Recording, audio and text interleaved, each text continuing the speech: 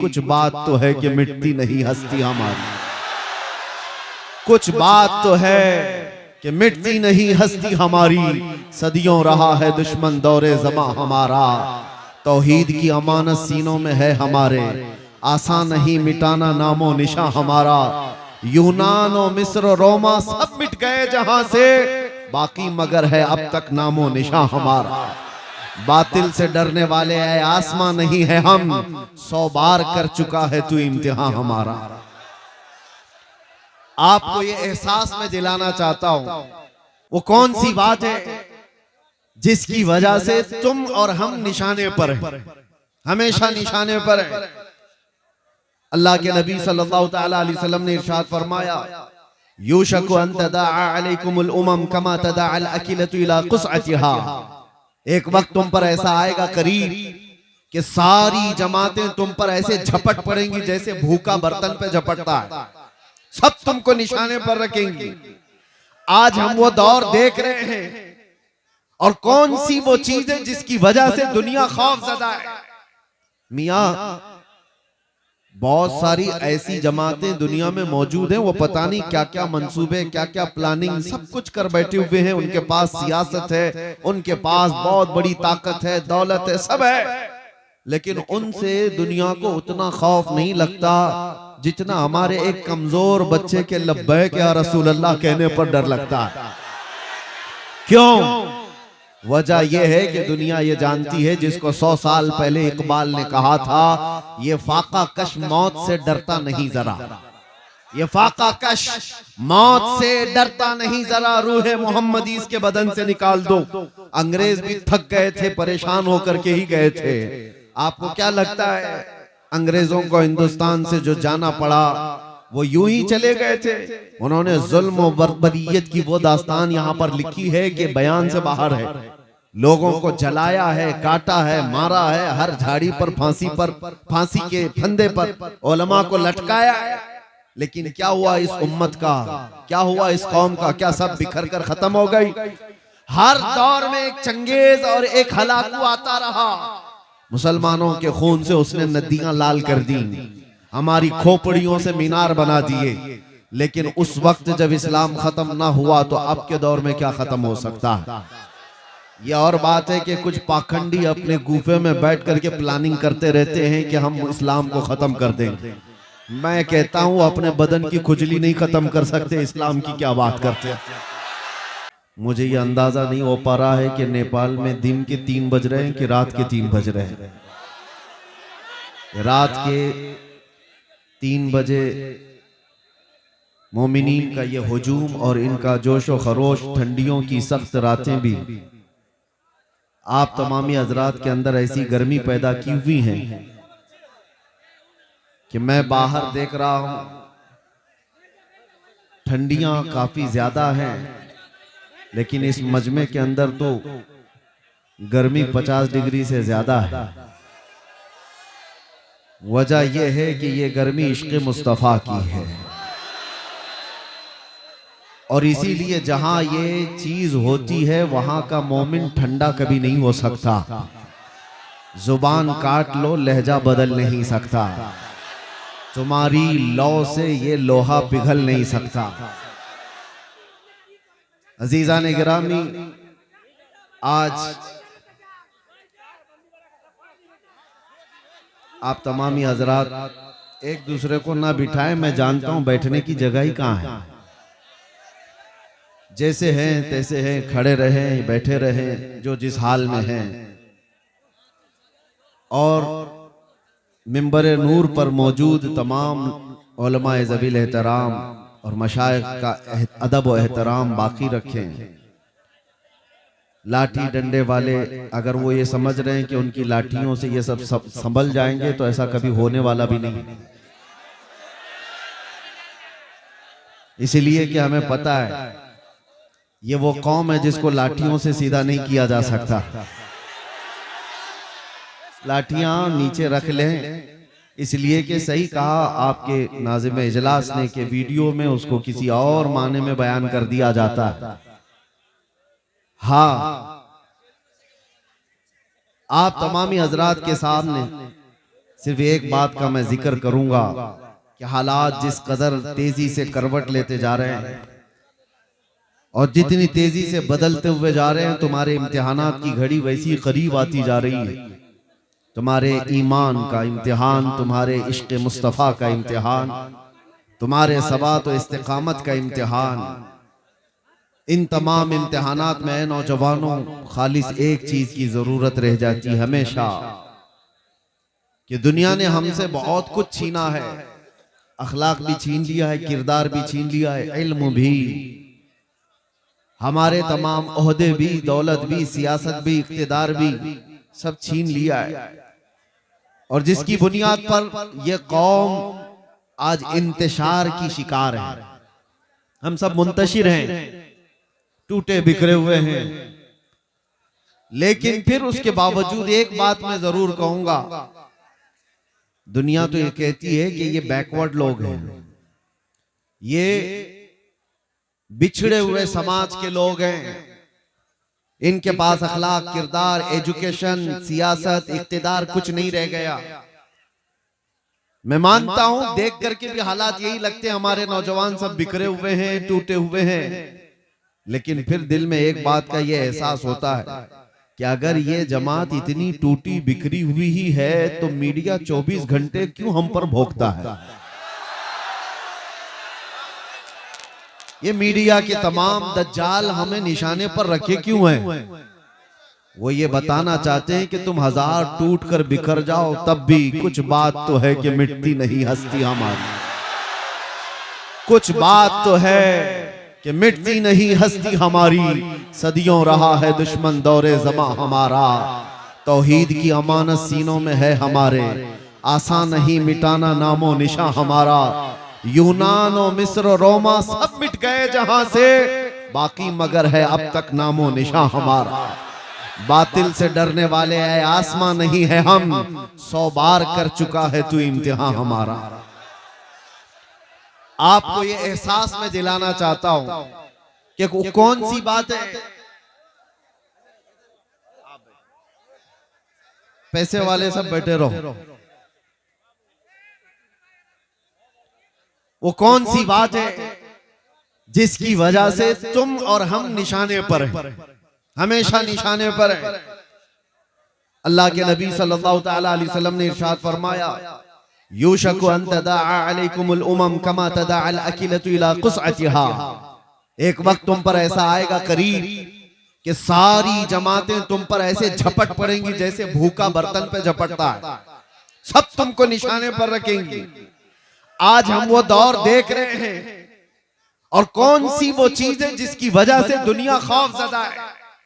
मियां, बहुत सारी ऐसी जमातें दुनिया में मौजूद हैं, वो पता नहीं क्या क्या मंसूबे, क्या क्या प्लानिंग सब कुछ कर बैठे हुए हैं, उनके पास सियासत है, उनके पास बहुत बड़ी ताकत है, दौलत है, सब है, लेकिन उनसे दुनिया को उतना खौफ नहीं लगता जितना हमारे एक कमजोर बच्चे के लब्बैक या रसूल अल्लाह कहने पर डर लगता है। क्यों? वजह यह है कि दुनिया ये जानती है, जिसको 100 साल पहले इकबाल ने कहा था, ये फाका कश मौत से डरता नहीं जरा, ये फाका कश मौत से डरता नहीं जरा, रूह मोहम्मदी इसके बदन से निकाल दो। अंग्रेज भी थक गए थे, परेशान होकर के ही गए थे। आपको क्या लगता है अंग्रेजों को हिंदुस्तान से जो जाना पड़ा वो यूं ही चले गए थे? उन्होंने जुल्म और बर्बरियत की वो दास्तान यहाँ पर लिखी है कि बयान से बाहर है। लोगों को जलाया है, काटा है, मारा है, हर झाड़ी पर, फांसी के फंदे पर उलमा को लटकाया है। लेकिन क्या हुआ इस उम्मत का, क्या हुआ इस कौम का? क्या सब बिखर कर खत्म हो गई? हर दौर में एक चंगेज और एक हलाकू आता रहा। मुसलमानों के खून से उसने नदियां लाल कर दी, हमारी खोपड़ियों से मीनार बना दिए, लेकिन उस वक्त जब इस्लाम खत्म ना हुआ तो अब के दौर में क्या खत्म हो सकता है? यह और बात है कि कुछ पाखंडी अपने गुफे में बैठ करके प्लानिंग करते रहते हैं कि हम इस्लाम को खत्म कर देंगे। मैं कहता हूं अपने बदन की खुजली नहीं खत्म कर सकते, इस्लाम की क्या बात करते हैं।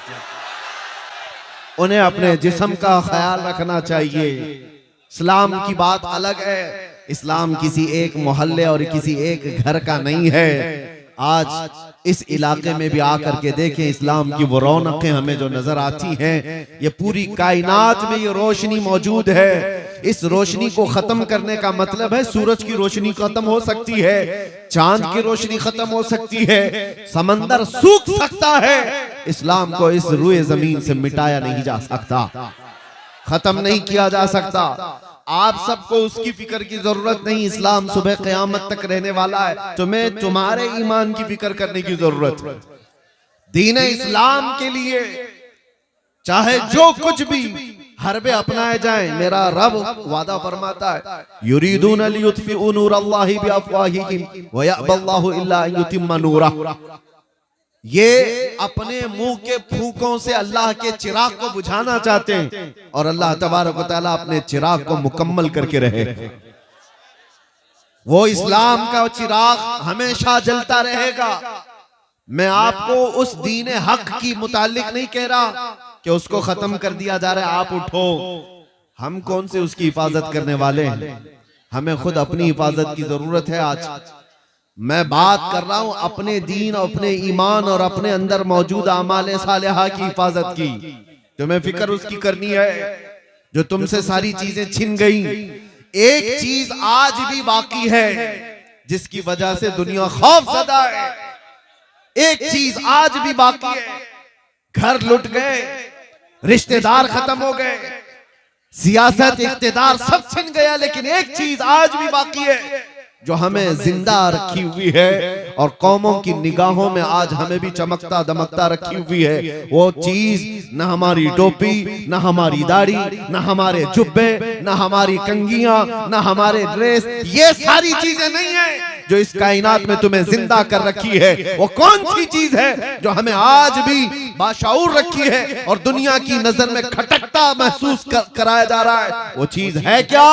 आबरूए माजना में मुस्तफा अस। हम सबकी इज्जत आबरू मुस्तफा के नाम से वाबस्ता है। वो मोहम्मद अरबी सल्लल्लाहु तआला अलैहि वसल्लम के लिए तड़पना और आज भी जो उनके लिए हमारा दिल धड़कना, जो ये कैफियत बाकी है, यही हमारी जिंदगी की ऐन मिसाल, यही हमारी जिंदगी है, बाकी कुछ नहीं है। इसीलिए आला हजरत ने सच फरमाया था, वो जो न थे तो कुछ न था और वो जो न हो तो, सुन्नियों को पता है, वो जो न हो तो हमारी जिंदगी में भी वो जो न हो तो, कब्र में भी वो जो न हो तो, हश्र में भी वो जो न हो तो, अरे अजानों में भी वो न तो, वो जो न हो तो, जान है वो जहान की और जान है तो जहान है।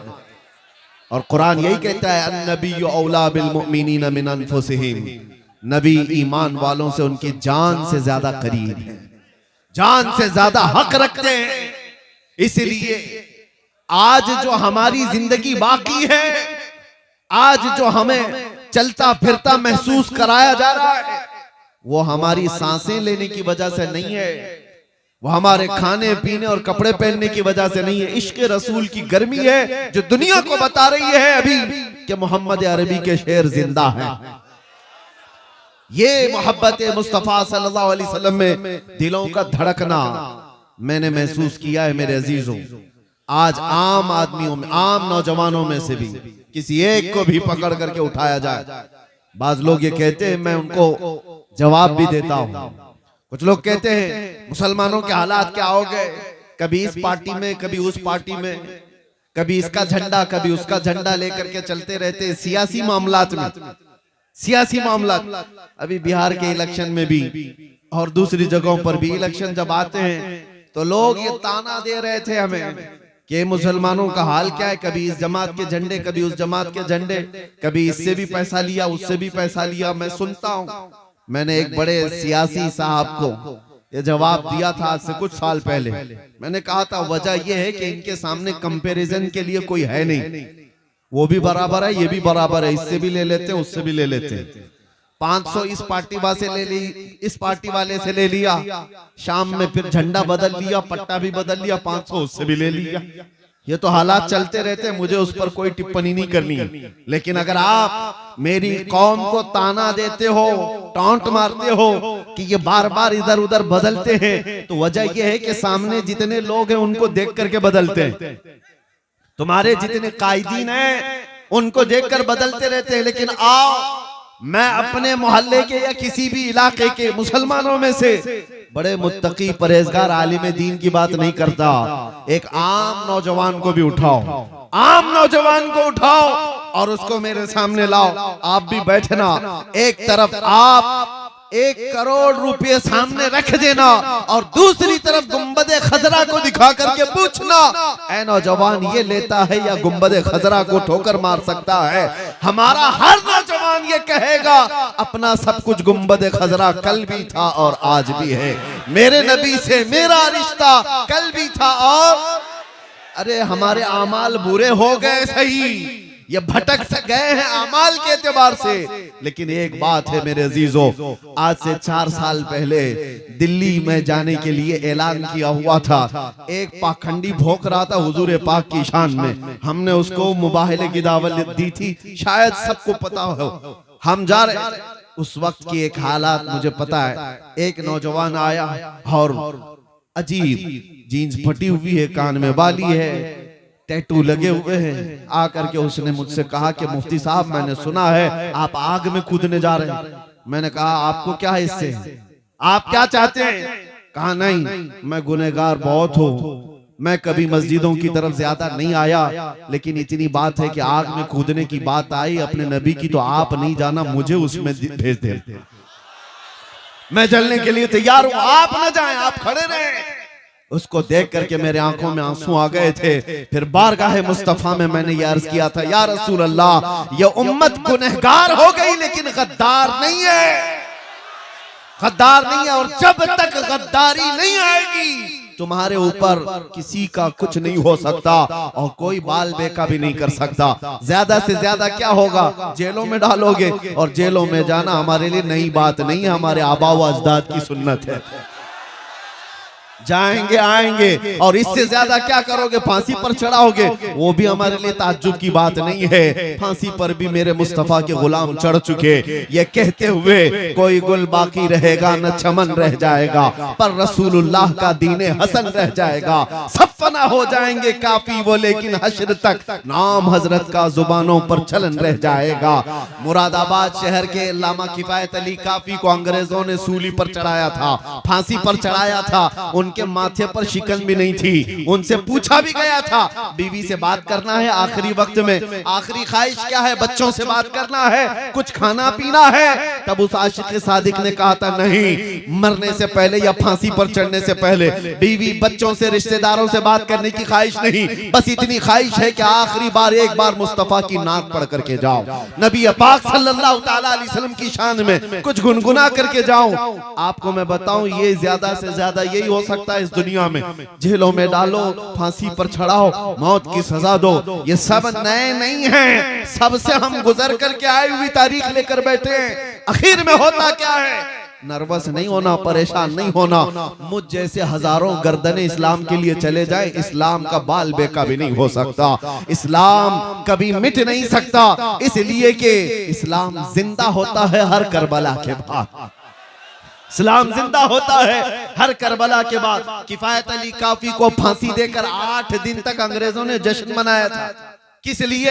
एक ऐसे मौलवी को हमने फांसी पर चढ़ा दिया जो इश्क रसूल की बोली बोलता था, मोहब्बत मुस्तफा में लोगों को माइल करता था, लोगों के जज्बात को उभारता था। किफायत अली काफी का और जुर्म क्या था, इसके अलावा कोई जुर्म दिखा दो।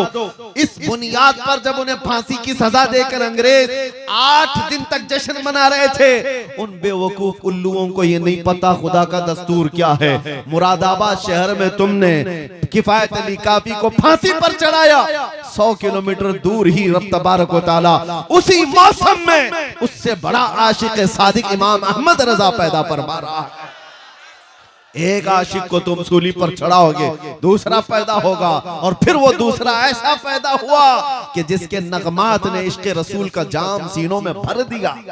हर जगह से फिर आवाज आने लगी, डाल दी कल्ब में अजमत है मुस्तफा, सैयदी आला हजरत पे लाखों सलाम।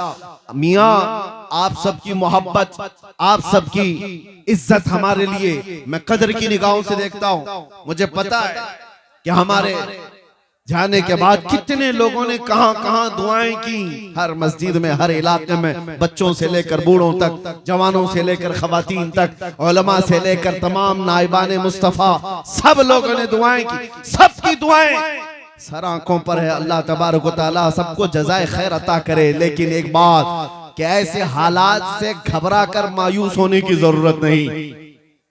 ऐसे हालात से मैं जाऊं, मैं मर जाऊं तो इससे इस्लाम का कुछ नहीं बिगड़ेगा। अल्लाह तबारक व तआला इस दीन का मुहाफिज है सुबह क़यामत तक। सुबह क़यामत तक हमसे बेहतर आएंगे और ये मोर्चा फिर संभालेंगे और यही जुमले कहते रहेंगे। इसीलिए मैंने शुरू में ही कहा आपको, जुबान काट दो, लहजा बदल नहीं सकता। तुम्हारी लौ से ये लोहा पिघल नहीं सकता। इसको पिघलाने की कोशिश की मक्का वालों ने भी। बिलाल हबशी को क्या नहीं किया था। गरम रेत पर सुलाकर उनके जिस्म पर गरम सिल रखी जाती, जिससे उनका जिस्म का गोश्त गल गया था, उनकी रीढ़ की हड्डी दिखती थी। हजरत ज़ैद बिन दसना को मुसला करके लोगों ने शहीद किया था। आंख में लोहे की सलाइयां फेर दी थी, नाखूनों को पकड़ से खींचा था, पत्थरों से मारकर शहीद किया था। तो क्या इस्लाम उस वक्त खत्म हो गया था? हजरत खुबैब इब्न अदी, खब्बाब इब्न अल-अरत, ये सब वो सहाबा है जिनको मक्का वालों ने मॉब लिंचिंग करके मारा था, खत्म किया था।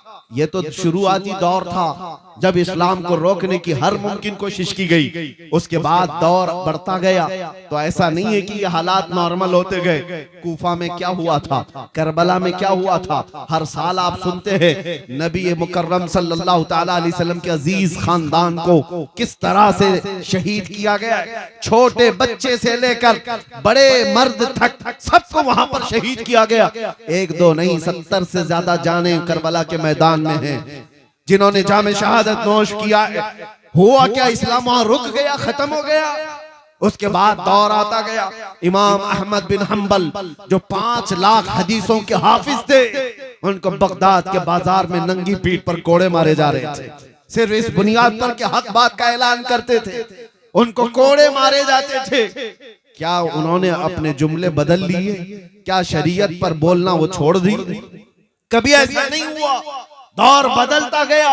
इमाम मूसा, हजरत इमाम मूसा काज़िम रज़ियल्लाहु ताला अन्हु को 7 साल तक जालिम खुलफा ने कैद में रखा।